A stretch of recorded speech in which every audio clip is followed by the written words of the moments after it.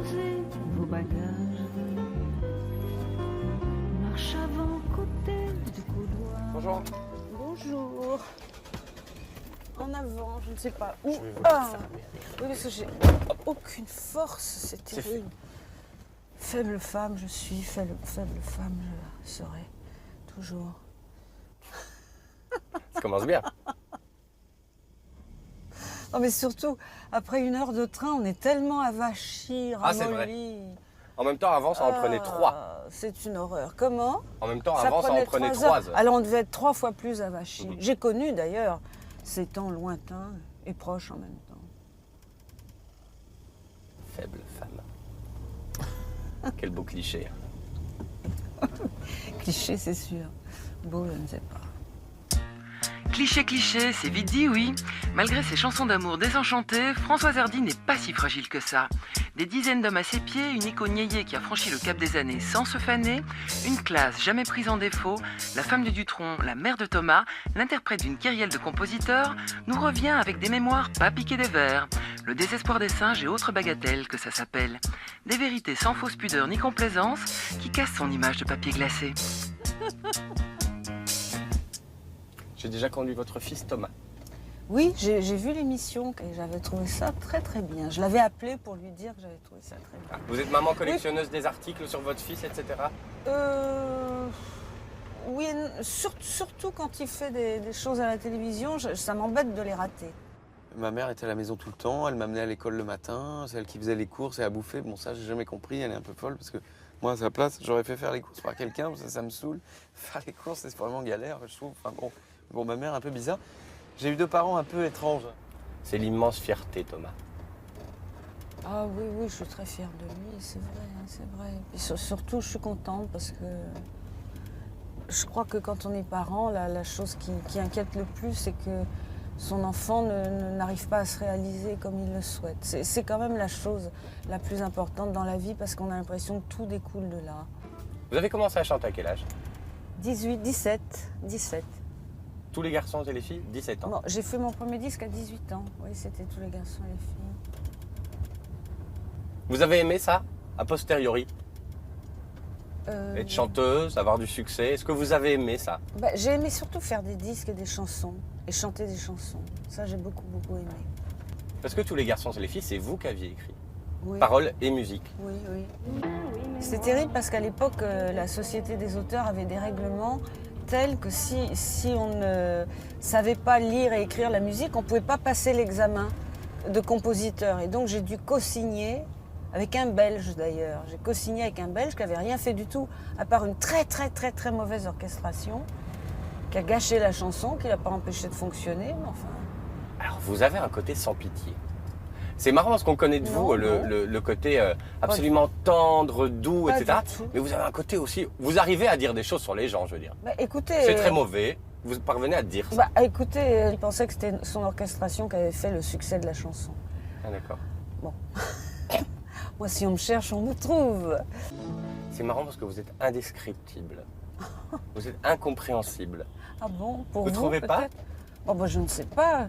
C'est difficile de comprendre quelqu'un d'autre. Et j'ai toujours été sidérée pour ma part des différences de goût entre les gens, des différences de mode de fonctionnement. C'est d'ailleurs ce qui m'a amenée à m'intéresser à l'astrologie et à la graphologie.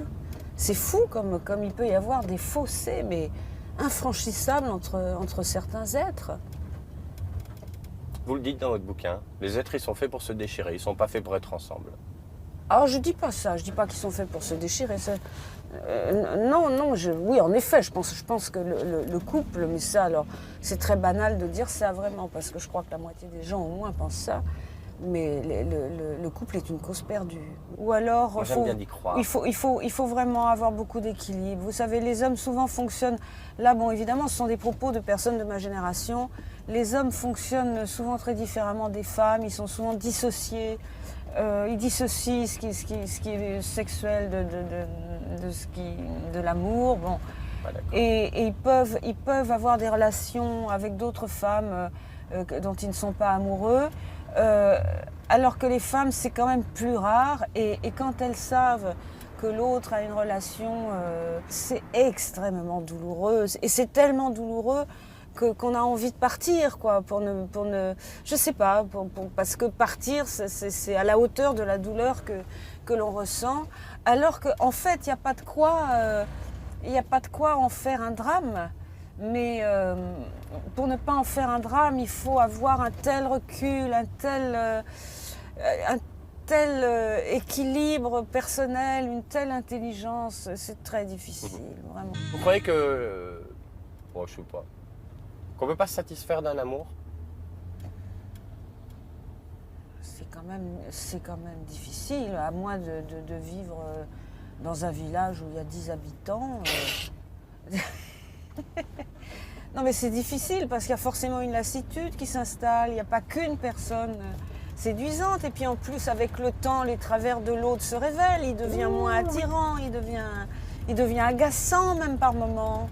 Et puis vous pouvez très bien rencontrer quelqu'un qui va inspirer en vous à nouveau une espèce d'illusion comme ça, de prince charmant, idéal, etc. Et hop, on et on va tombe. replonger.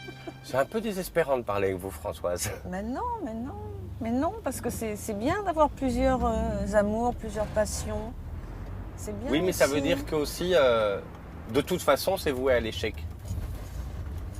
Non, c'est pas voué à l'échec. Par exemple, mon futur veuf, on se connaît quand même depuis plus de 40 ans.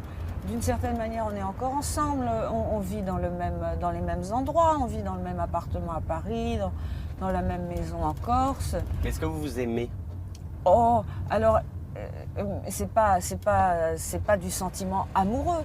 C'est un amour, un lien, disons, qui est fait de tas de choses, du fait d'avoir vécu ensemble nos plus belles années, du fait d'avoir eu un enfant ensemble dont on est très fiers l'un et l'autre, qui est ce qui compte le plus pour nous, évidemment.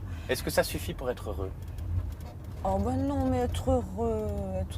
Oh oui, C'est arrêtez, pas ça non plus. Non mais être heureux, mais vous savez, oui, non mais je peux dire le contraire de ce que je vous dis, donc alors, Non, parce que vous m'y poussez. être heureux. Non, mais Est-ce que moi, ça suffit pour vous être voyez heureux, par exemple Françoise? là, nous roulons, nous voyons des arbres, etc. Et moi je suis heureuse de voir des arbres, Ah je suis oui, moi heureuse aussi. de me promener dans la nature, il fait beau, on parle, j'étais sujette à des petits malaises ces temps derniers, et là ça fait 3 jours, j'ai pas de malaise. Ah. Donc je suis très heureuse, des malaises neurovégétatifs, ne vous inquiétez pas, mais c'est vraiment des malaises qui me posaient problème. Ça fait 3 jours que je n'en ai pas, donc je suis très heureuse. Il y a toujours plein de raisons de se réjouir. Tout à fait. Mais des petits bonheurs, pas des grands bonheurs, parce que malgré tout, si on réfléchit un petit peu à ce qui nous guette, à ce qui nous attend, moi je refuse d'y penser. Ah, moi aussi. Plus on avance en âge, moins il faut y penser. Voilà. Ah, ça, Et c'est j'arrive à ne pas y penser, vous voyez, C'est vrai j'ai quand même une bonne nature. Ah, quelque chose de positif. Vous êtes du genre à abandonner, vous? Ah oui, s'il y a trop de difficultés, si ça amène à faire des choses... Qu'est-ce que vous avez abandonné dans la vie? Qu'est-ce que j'ai abandonné dans la vie? Oh, ben, j'ai abandonné des amours, par exemple. Vous savez, quand on est d'un seul coup, qu'on tombe très amoureux de quelqu'un, et moi j'étais du genre à avoir des sentiments vraiment très très très forts, très violents, etc. Bon, ben, quand ça marche pas, au bout d'un moment, vous êtes bien obligé d'abandonner. J'ai abandonné la scène aussi. Oui. Ben, c'est pas que j'avais un fort désir de faire de la scène, mais j'ai abandonné la scène tout simplement parce que je me suis rendu compte que je n'étais pas faite pour ça. Parce que Alors que tous les gens qui vous ont vu disaient, Non, elle l'illuminait, cette scène. Oui, mais enfin, non, il faut quand vous faites de la scène, il faut quand même avoir suffisamment de force physique. Vous voyez, on en revient à la faible femme. C'est vrai que moi, je n'ai jamais été très costaude. Hein. Et on en revient à la force physique, mais aussi à l'aisance physique. Je n'ai jamais eu ni l'une ni l'autre. Et je n'ai jamais eu la force ni l'aisance vocale, ce qui va avec le reste. Hein. Quand vous avez une voix, par exemple, je pense à mon futur veuf, Jacques Dutronc, il a une voix exceptionnelle, un timbre exceptionnel, il n'a jamais eu de problème pour chanter. Quand on entend son timbre, sa puissance vocale, etc., on sait que derrière, il y a une énergie forte, quoi. C'est une force de la nature, on sait que c'est une force de la nature. C'est marrant, vous dites, en parlant de Jacques Dutronc, vous dites mon futur veuf, vous comptez mourir avant? Mais non, j'espère que non. Récemment, mon notaire me disait, Si votre époux n'avait pas la galanterie de mourir avant vous, voilà ce qui se passerait. Cela dit, je dis mon futur veuf, Mais oui, mais ça donne quand c'est même déjà un peu plus péjoratif, ça vous va mieux. ça donne une idée de lâcher prise quand même. Tout à fait. Ça a été le cours d'une vie, le lâcher prise. Oh, oui, il me semble que c'est le cours de la vie de tout un chacun. On est bien obligé de lâcher prise petit à petit. C'est ce qu'on ne sait pas. Je dis toujours, quand on est jeune, on espère évidemment vivre le plus longtemps possible. Et on ne se rend pas compte qu'à partir du moment où on atteint un certain âge, tout devient difficile et éprouvant vraiment. Vraiment, hein. Vieillir, c'est quand même la machine corporelle, le véhicule corporel qui se déglingue et c'est vraiment pénible. C'est pénible. Ça vous fatigue, ça? C'est pénible, c'est pénible. Il y a plein de choses. On parlait de lâcher prise, il y a plein de choses que vous ne pouvez plus faire ou moins. Parce que, je sais pas, parce que les genoux ne fonctionnent pas bien, parce que si vous sortez trop, vous êtes épuisé. Enfin, voilà. Petites choses comme ça.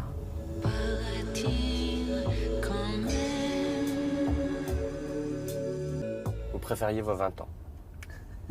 Ben oui et non, parce que je suis quand même un peu plus sereine, un peu moins tourmentée, je dirais. Voilà, c'est mieux comme formulation. Un peu moins tourmentée que quand j'étais très jeune.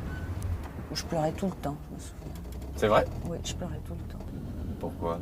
Bon, parce que j'avais une vie qui m'amenait en permanence à me séparer de la personne avec qui j'avais envie d'être. Enfin, j'avais une espèce d'immaturité affective qui faisait que l'autre était tout pour moi et que je ne pouvais pas supporter de le quitter.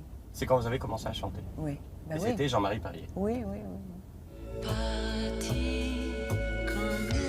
Photographe ultra branché people pour le magazine Salut les copains, Jean-Marie Perrier, c'est le premier amoureux de Françoise, l'enfant naturel d'Henri Salvador et le fils adoptif du comédien François Perrier, celui qui a légué à la demoiselle le sens du style. Plus tard, il réalisera des clips et des films, avec notamment Dutronc, le mari de la belle. Immaturité affective, c'est fort. C'est quand l'autre est trop pour soi. Parce que ça empêche toute autonomie. Dépendance? Oui.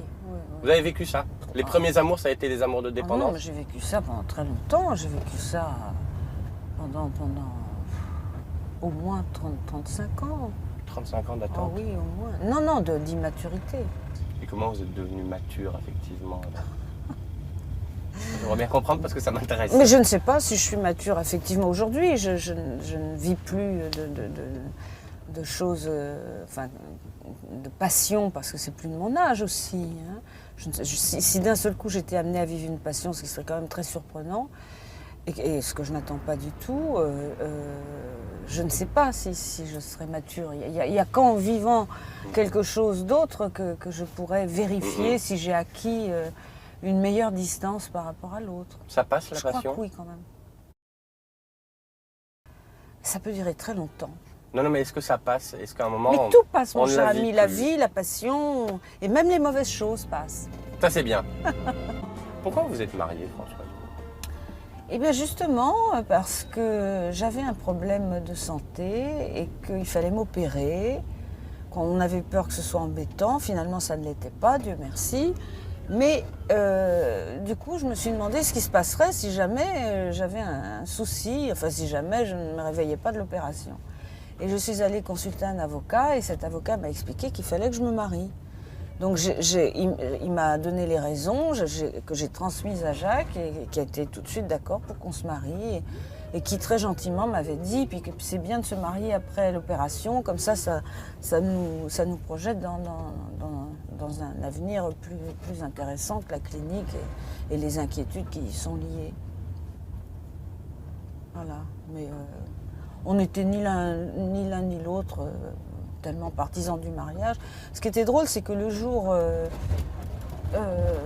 15 jours avant de nous marier, on avait posé pour Paris Match, qui faisait un grand sujet sur les couples non mariés, et on ouvrait le sujet. Pour 15 jours encore? Oui, ça. Bon, on ne pouvait pas le savoir. Qu'est-ce qui vous a plu chez Jacques Dutronc? Tout. Mais tout. Quoi, ça a été le flash d'une vie. Oh, quand même, j'ai pas eu le coup de foudre pour lui, c'est venu petit à petit. Parce que j'ai eu des coups de foudre dans ma vie, mais lui, c'est venu petit à petit.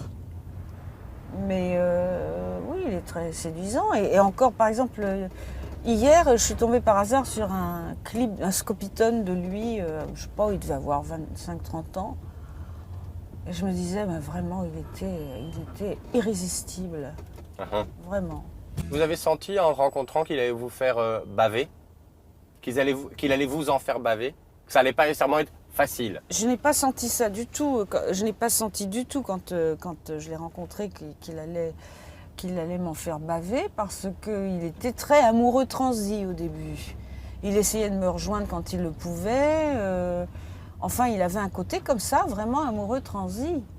Et du coup, moi, j'étais pour la première fois de ma vie, je me sentais vraiment confortable. Enfin, j'étais contente, quoi.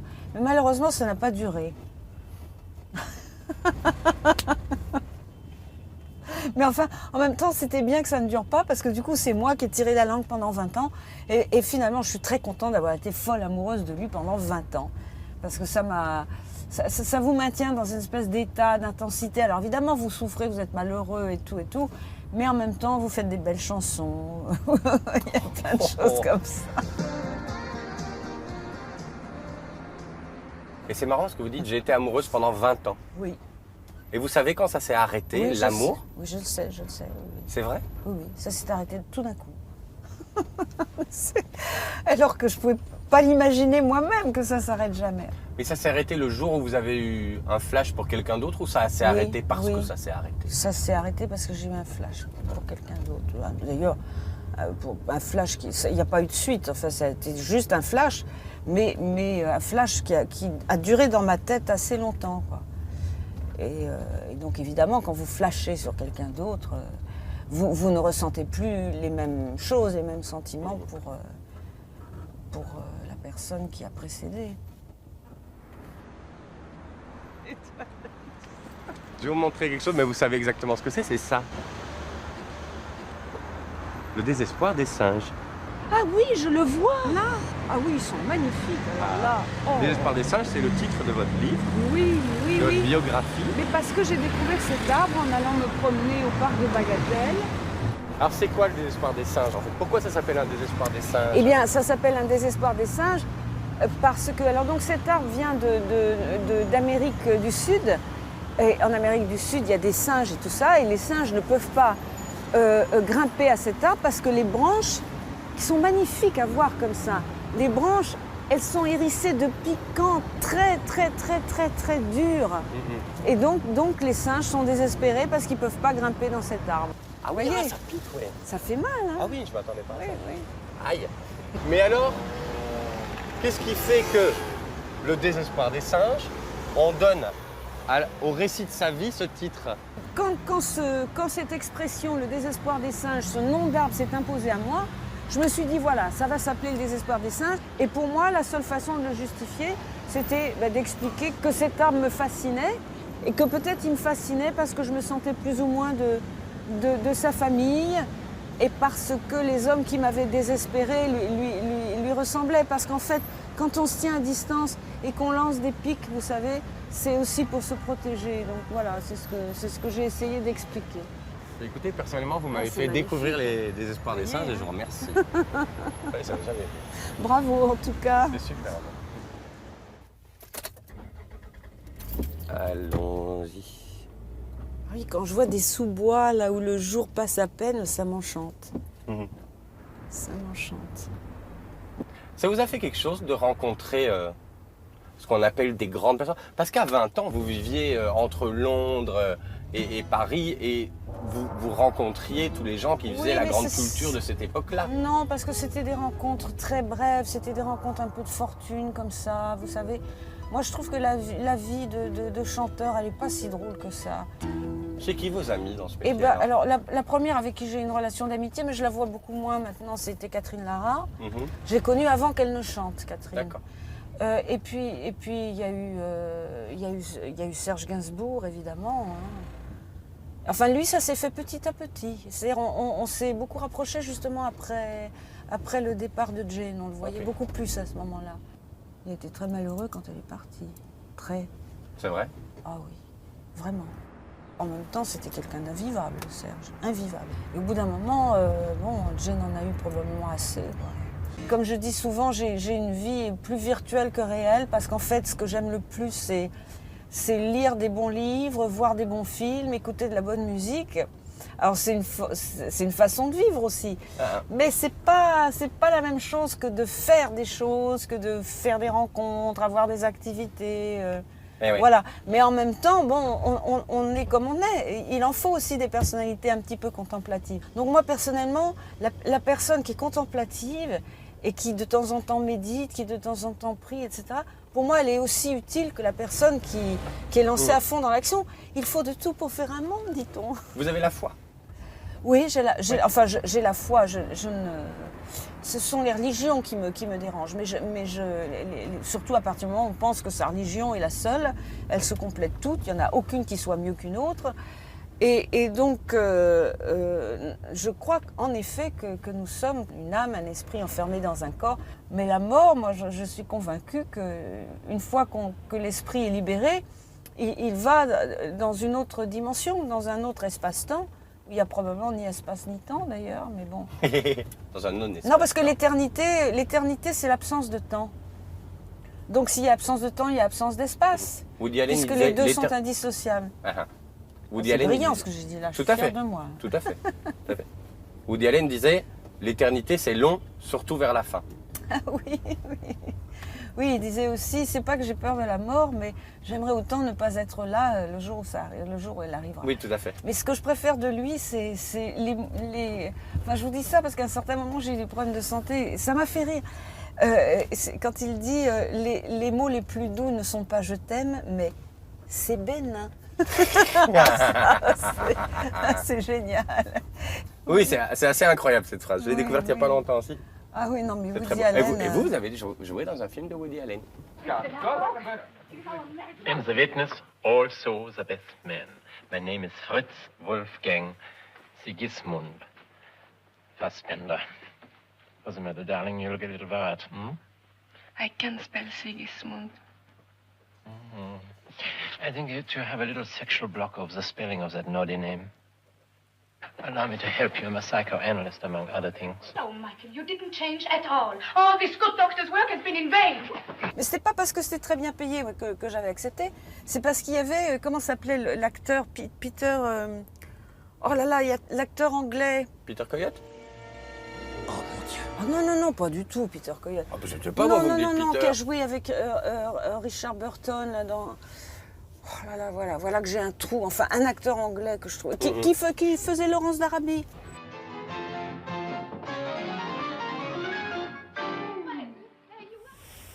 Enfin, en tout cas, cet acteur-là, qui a fait Laurence d'Arabie, qui a incarné Laurence d'Arabie, me faisait vraiment rêver. Et l'idée de l'apercevoir, c'est ça qui m'a... Laurence Olivier. Mais pas du tout. Mais Laurence Olivier, pas du tout. Je me souviens pas. Mais non, c'était un blond aux yeux bleus qui avait l'air comme ça, un peu pervers, un peu tout. Il me plaisait beaucoup. Oh, Michael, darling, please, don't let them take me. Perfect stranger. Lucky guess about the name. Oh, Michael, everyone is insane. Please take me away from this place. Who is that woman? She's only 12, and she's an orphan, and once a year I take... C'est Peter O'Toole. Ta culture, elle m'étonnera toujours.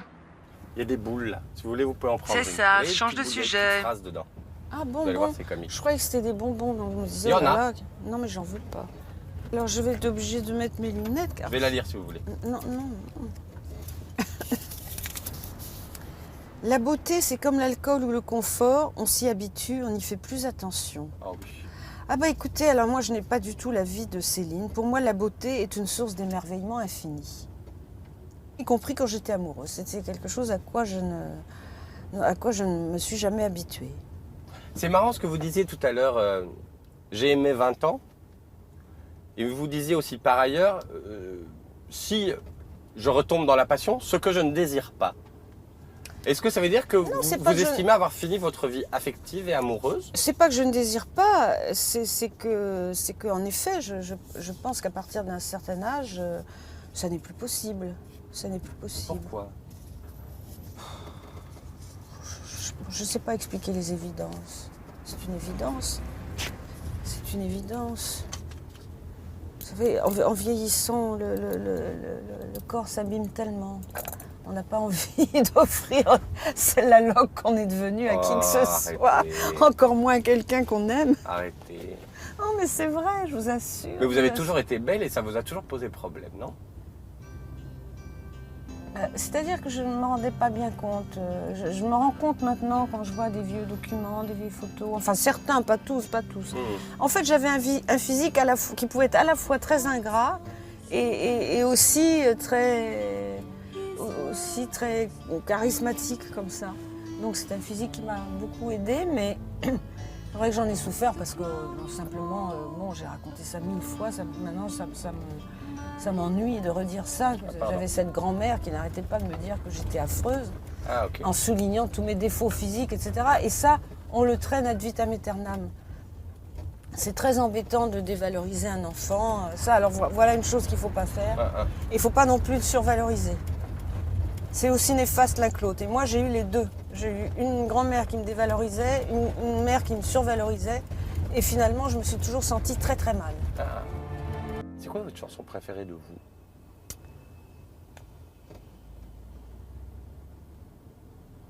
J'aimais beaucoup cette chanson que j'avais faite sur mon avant-dernier album qui s'appelait Tant de belles choses. J'aimais beaucoup cette chanson-là. Mais il y en avait d'autres. Il y a une chanson que j'ai chantée qui n'est pas de moi, que j'ai chantée en duo avec un jeune anglais qui s'appelle Ben Christophers, qui s'appelle My Beautiful Demon. Alors là, je trouve que c'est un de mes meilleurs enregistrements, un de mes plus beaux enregistrements. Au début, parce que d'habitude, quand je fais un enregistrement qui me plaît bien, j'ai tendance, exactement comme l'enregistrement de quelqu'un d'autre, à l'écouter beaucoup. Et ce duo avec Ben Christophers, My Beautiful Demon, je sentais qu'il ne fallait pas que je l'écoute trop, parce que c'était comme si dans l'inspiration musicale, il y avait une dimension sacrée. Le corps, c'est quelque chose de sacré. Son corps à soi, le corps de l'autre. Sacré, ça va bien avec le corps. Et c'est pour ça qu'il faut avoir beaucoup, beaucoup de respect. Il faut avoir le sens du sacré, c'est très, très important. Je vais enlever mon petit bonnet.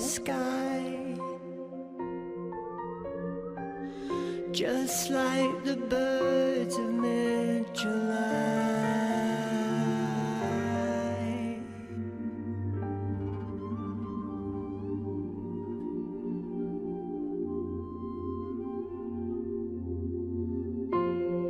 I remember you in Sinfin. I fell in love too easily. Sometimes Trop belle, Françoise. Je veux bien être comme elle quand je serai grande, le style, la classe. Et pour nous, pauvres pecnos, il reste ses mémoires, le désespoir des singes et autres bagatelles. Tout est dit, du moins pour cette fois-ci. Bis bis, les petits chéris. my beautiful demon,